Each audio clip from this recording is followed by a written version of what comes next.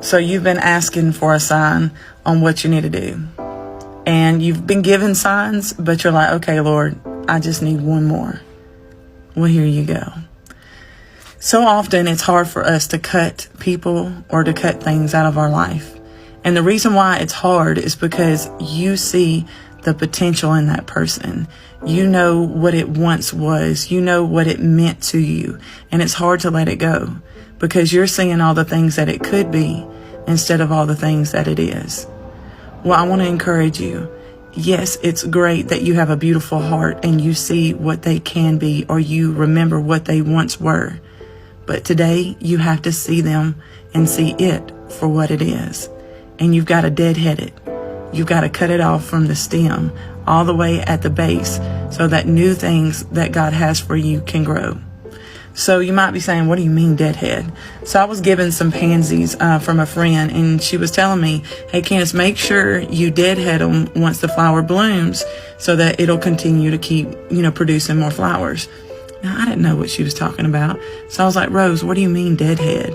She said, basically, once it blooms and now it's dying, you got to go all the way to the bottom of the stem and break it off so the flower knows to produce more. But if you don't break it off, it'll stop producing them and the flower basically will stop growing. But as long as you keep breaking off the flowers that are no longer blooming, it'll keep growing. How amazing is that? And how true is that for everything in our life? But how often is it that we don't deadhead the things that once were beautiful, but now need to be let go? And that causes us to stunt our growth, to stunt the new growth that God has for us, because we have so many dead things still attached to us, because we're trying to stay loyal to something for what it was instead of what it now is. Today is your day to deadhead every relationship, every habit, everything that you have been doing or everything that someone has been doing in your life that is no longer beneficial in it. I understand that you respect it because it was so beautiful in one season.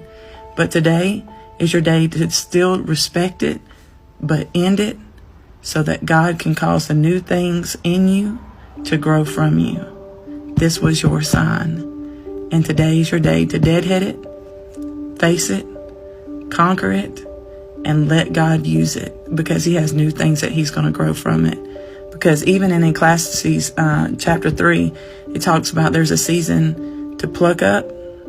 And today is your day to pluck it up so that God can grow it up. Love you.